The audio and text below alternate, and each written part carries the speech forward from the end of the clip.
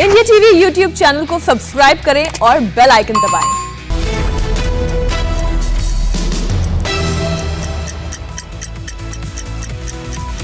नमस्कार, मैं हुसैन रिजवी। नमस्कार, बहुत स्वागत है आपका। आपके साथ मैं हूं ज्योत्सना पाटिल। सुबह के 9 बजे हैं और हम आपके लिए लेकर आए हैं सुबह 9 बजे की 9 बड़ी खबर, जिसमें आज हम आपको दिखाएंगे दुनिया में सबसे ज्यादा पॉजिटिव केस सामने आने के बाद सीएम उद्धव ने क्या अल्टीमेटम दिया, और साथ ही बताएंगे रैलियों के सुपर शनिवार में आज मोदी योगी कहां-कहां धुआंधार प्रचार करने वाले हैं।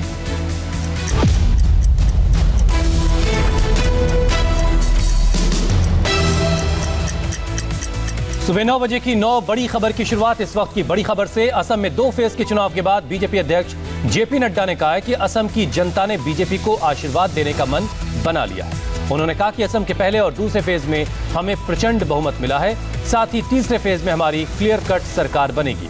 उन्होंने कहा कि कांग्रेस सिर्फ घोटाले की गारंटी दे सकती है। देखिए, असम की जनता ने शुरू से ही ये मन बना लिया है कि भारतीय जनता पार्टी एनडीए को समर्थन देना है, और सर्बानंद सोनोवाल जी और हेमंत बिस्वा शर्मा जी के साथ जिस तरीके से 5 साल में सरकार ने काम किया है, उसको आशीर्वाद देने का मन असम की जनता ने बना लिया है। और ये एनडीए में एजीपी और यूपीपीएल के साथ मिलकर हम जो चुनाव लड़ रहे हैं, इसमें प्रथम और द्वितीय चरण में एक तरफा फैसला असम की जनता ने दिया है, और तीसरे चरण में भी मन बड़े स्पष्ट शब्दों में दिख रहा है। आज मेरी 3 पब्लिक रैलीज थी। जिस तरीके का मैं उत्साह देख रहा हूँ, जिस तरीके का धूप में भीड़ उमड़ती देख रहा हूँ, और फिर क्या चाय बागान, क्या लोअर असम, क्या बॉर्डर एरिया और क्या बराक वैली, सब जगह भारतीय जनता पार्टी एनडीए के पक्ष में लोगों ने आशीर्वाद देने का मन बना लिया है। इसलिए मैं बहुत आश्वस्त हूँ। दोनों चरण में भारतीय जनता पार्टी को एक तरफा मत मिले हैं और एक तरफा सीटें आ रही हैं, और तीसरे चरण में भी हम क्लियर कट सरकार एनडीए की बनेगी, भारतीय जनता पार्टी की बनेगी। Sir, Congress party 5 guarantee garden के वर्कर्स को जो पर डे पैकेज देने की बात है, वो एक बड़ा मुद्दा वो उठा रहे हैं। आपके लिए क्या ये 5 गारंटी कहीं से भी चुनौतीपूर्ण है? क्या लगता है इसे चुनौती आपको? देखिए, क्या होता है कि ये पब्लिक है, ये सब जानती है, और 40 साल उन्होंने क्या किया, गोगोई जी की 15 साल की सरकार ने क्या किया। चाय बागान के लोग वहीं थे, कांग्रेस की सरकारें थीं। ये पॉलिटिकल टूरिज्म में आजकल आकर के लोगों को समझा रहे हैं। इनको मालूम है कि चाय बागीचार दान पुरस्कार का कार्यक्रम लिया गया, और 8,000 रुपये के हिसाब से 8 लाख हमारे चाय बागान के बागीचों के वर्कर्स के लिए हम लोगों ने देने का काम किया। लेकिन इन्होंने क्या किया, इनका क्या इतिहास है, और इन्होंने चाय बागीचे के लिए क्या किया। हम अगर बातचीत करें तो मैं ये कह सकता हूँ कि मैं स्वास्थ्य मंत्री था, मोदी जी के आशीर्वाद से 130 मोबाइल मेडिकल यूनिट्स हमने दिए इनके हेल्थ की चिंता के लिए। उसी तरीके से इनके जॉब लॉस में during the time of pregnancy 12,000 रुपये सर्बानंद सोनोवाल जी ने प्रसूति वाली महिलाओं के लिए व्यवस्था की, और अब बढ़ा करके उसको 18,000 कर दिया है। ये जो सड़कों पर कांग्रेस पार्टी जा रही है और आप बोल रही है कि मैं चाय की बागीचों की चिंता करूंगी, ये सड़कें भी पक्की सर्बानंद सोनोवाल जी और हेमंत बिस्वा शर्मा की सरकार ने बनाई है, बीजेपी की सरकार ने बनाई है। इसलिए लोग चाय बागीचे के अच्छी तरीके से जानते हैं। हाथी के दांत दिखाने के और हैं, खाने के और हैं, और इन पर कोई विश्वास नहीं करता। आपने इनकी 5 गारंटी की बात की, आपने इसमें CAA की बात भी की हुई है। मुझे नहीं समझ में आता कि कांग्रेस पार्टी के ये गारंटी बनाने वाले लोग कौन हैं और इनकी जानकारियां कितनी सीमित हैं। आप ही बताइए, यूनियन पार्लियामेंट के द्वारा, भारत के संसद के द्वारा पारित लॉ को कोई स्टेट लॉ ओवररूल कर सकता है? तो जो इनको ये नहीं मालूम, ये जनता को गुमराह करने के लिए काम कर रहे हैं। ये मानसिक दिवालियेपन का प्रदर्शन है, और इन्होंने किस तरीके से लोगों को बरगलाया है, धोखे में रखा है, ये बात सब लोगों को स्पष्ट है। राजस्थान में, मध्य प्रदेश में और छत्तीसगढ़ में इन्होंने कहा था कि हम किसानों का जो ऋण है वो माफ़ी करेंगे, 7 दिनों के अंदर करेंगे, नहीं तो मुख्यमंत्री जाएगा। एक मुख्यमंत्री को तो जनता ने ही हटा दिया, अब बाकी मुख्यमंत्री को आप कब हटाने वाले हैं? क्या करने वाले? 2.5 साल गुजर गए। इसलिए झूठ का पुलिंदा का नाम कांग्रेस पार्टी है और कोई इनको विश्वास नहीं करता। एक बात की मैं गारंटी, इन्होंने 3G कहा है, गारंटी, एक गारंटी मैं जरूर देता हूं कि कांग्रेस पार्टी जहां भी जाएगी घोटाला करेगी। ये घोटाला की गारंटी हो सकती है, बाकी कोई गारंटी नहीं। ये लोक सेवा नाम का इनको सेवा का स भी नहीं टच करता है। लोक सेवा की तो बात ही भूल जाए, यही इनका इतिहास रहा है। इतना हल्का उद्देश्य विहीन प्रोजेक्शन ये देते हैं कि कांग्रेस पार्टी के मानसिक दिवालियेपन की कहानी कहता है। केरल में CPM के साथ लड़ रहे हो, के खिलाफ लड़ रहे हो, बंगाल में साथ लड़ रहे हो, असम में साथ लड़ रहे हो। क्या है आपका सोच?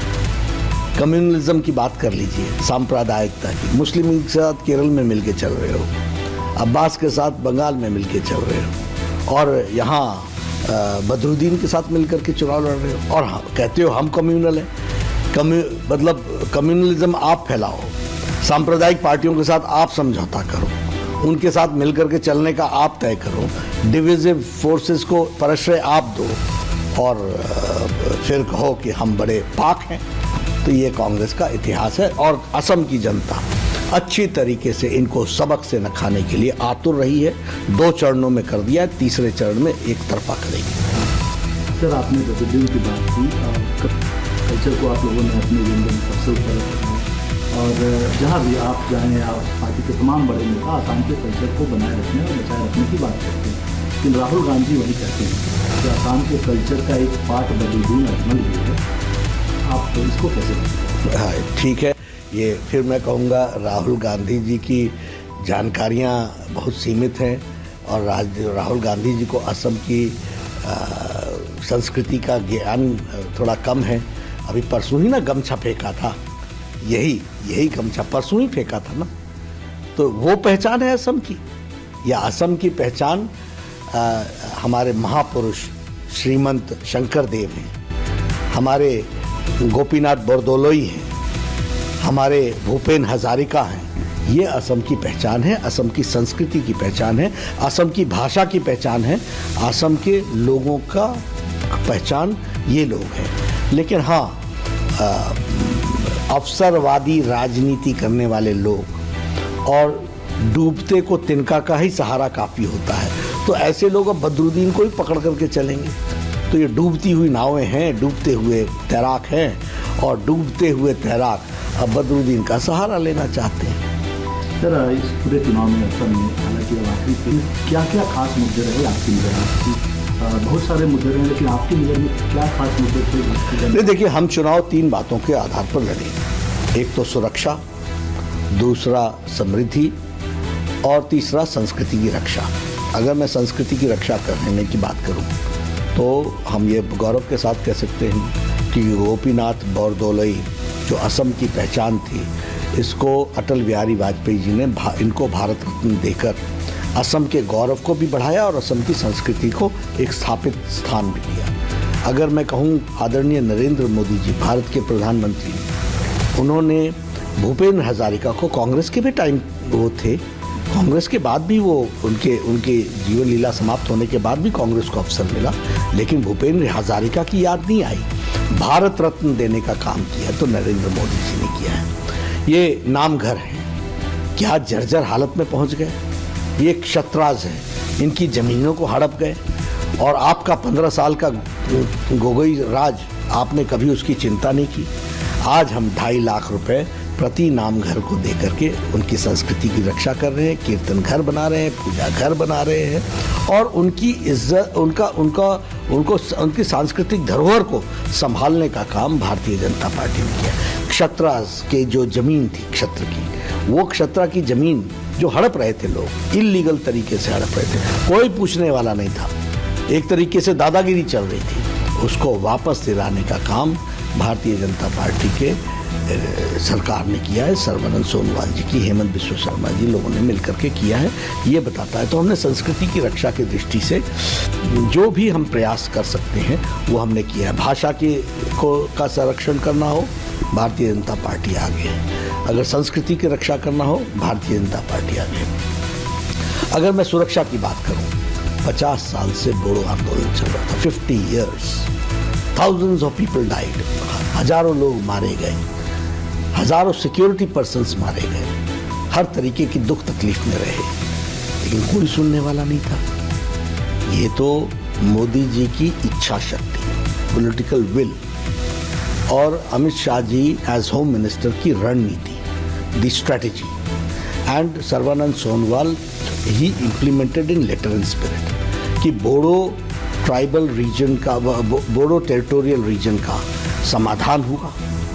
उनको, उनके एस्पिरेशंस को हम लोगों ने एकोमोडेट किया और असम की आइडेंटिटी बचाई, और जो लोगों ने हथियार पकड़े हुए थे उनको वापस समाज में स्थापित करने का भी जिम्मा लिया। लगभग 2500 से 3000 लोगों ने आत्मसमर्पण किया है। 4000 से ज़्यादा असॉल्ट राइफल्स सरेंडर हुए हैं। अब आप समझ सकते हैं कि असम जैसे प्रदेश में 4000 असॉल्ट राइफल्स का सरेंडर होने का अर्थ क्या बनता है। उसी तरीके से 4000 असॉल्ट राइफल्स के उसके साथ साथ ये हमारे जो सरेंडर किए हुए लोग थे उनको 4 लाख रुपए प्रति व्यक्ति वन टाइम सेटलमेंट के लिए दिया गया, और साथ ही साथ 4 लाख के साथ साथ 6000 रुपीज़ पर मंथ 3 साल तक उनके रिहेबिलिटेशन की व्यवस्था की गई। 1500 crore rupees have to be spent on Bodoland resettlement, और उनके टेरिटोरियल रीजन के डेवलपमेंट के लिए हम लोग लगाने वाले हैं। तो बोडो सेटलमेंट किया, शांति लाई, असम की अस्मिता को बचाया। ये जो बॉर्डर थे ये डिस्टर्ब थे, बॉर्डर के साथ साथ ये इसको भी लैंड स्वैप करके उसको भी हम लोगों ने स्ट्रेंथन किया। इसकी सैटेलाइट से हमने डिजिटल वर्ल्ड से बॉर्डर को हमने ज़्यादा कंट्रोल करने का प्रयास किया। हमारी पैरामिलिट्री फोर्सेस को ज़्यादा से ज़्यादा लोगों को यहाँ पर लगाया ताकि बॉर्डर ठीक से सुरक्षित हो सके। कांग्रेस के ज़माने में यही बॉर्डर खुला हुआ था, यही उनके राजनीतिक जिसको मैं कहूँगा कि राजनीति की दृष्टि से उनको लाइफ देने का काम ये बॉर्डर की जो खुला बॉर्डर था वो दे रहा था। आज बॉर्डर सील हुआ है। उसी तरीके से मैं अगर समृद्धि की बात करूँ तो बोगोबील ब्रिज की बात ले लीजिए, लटकाना अटकाना भटकाना यही काम था, मोदी जी ने उसको पूरा करके दिया। यहाँ prime minister Modi ji has come 35 times Assam में। कभी मनमोहन सिंह जी 10 साल में 10 बार नहीं आए। गैस के रॉयल्टी देने का काम मोदी जी ने किया, 8000 करोड़ रुपए। ये मनमोहन सिंह क्यों नहीं कर पाए। इंफ्रास्ट्रक्चर, रोड, 2 लेन 4 लेन 6 लेन, ये काम किसने पकड़ा? मोदी जी ने पकड़ा। हर एक तरीके से हाईवेज बनाने का काम, ब्रिजेस बनाने का काम, ये सारे का सारा काम मोदी जी के नेतृत्व में हो रहा है। All India Institute of Medical Sciences यहाँ आ रहा है, चांगशारी में बन रहा है। More than 1100 crore rupees are being spent. उसी तरीके 750 बेड्स का। उसके अलावा यहाँ पर गुवाहाटी में एक अलग से हॉस्पिटल बन रहा है। उसके अलावा मैंने हमारे स्वास्थ्य मंत्री के रहते हुए प्रधानमंत्री मोदी जी के आशीर्वाद से यहाँ सुपर स्पेशलिटी ब्लॉक दिया गया। 6 medical colleges have been given to Assam in last 5 years. 6 super specialty blocks have been given in last 5 years to Assam. तो एक विकास की एक नई बहार, एक नया रास्ता असम के विकास के लिए खोला गया है। तो इसलिए सुरक्षा, संस्कृति की रक्षा और समृद्धि ये लाने का विचार, चाय बागान के बारे में मैंने आपको बताया है, उनकी मेन स्ट्रीमिंग हुई है। तो ये हमारे मुद्दे हैं और इन मुद्दों को लेकर के हम चल रहे हैं। और साथ ही साथ हम कहेंगे, मैं बहुत स्पष्ट शब्दों में कहना चाहता हूँ, मुझे अभी पूरे आंकड़े ठीक से याद नहीं है, लेकिन अप्रॉक्सीमेटली 59 लाख टॉयलेट्स बने हैं स्वच्छ भारत अभियान के तहत। तो हमने तो किसी का धर्म नहीं पूछा, मोदी जी ने तो किसी का धर्म नहीं पूछा। सबका साथ, सबका विकास, सबका विश्वास। 36 लाख के आसपास गैस सिलेंडर के कनेक्शंस दिए हैं। हमने तो किसी से धर्म नहीं पूछा। सबको साथ, सबका विकास, सबका विश्वास। इसलिए समाज के सभी वर्गों का, जो गरीब है बेचारा, ये आयुष्मान भारत कौन लोग आते हैं, रेडी वाला, फेड़ी वाला, रिक्शा वाला, ऑटो रिक्शा वाला, मेड सर्वेंट, रैग पिकर्स, ये गरीब लोग हैं, ये किसी भी धर्म के हों। 50 करोड़ लोगों को 5 लाख रुपए का हेल्थ कवरेज देने की बातचीत की है। यहाँ लगभग 1,48,00,000 लोगों ने इसका लाभ उठा लिया है और लगभग मेरे ख्याल से 3 करोड़ लोग हैं जो असम के इसमें पात्र हैं। 3+ करोड़ लोग आयुष्मान भारत के।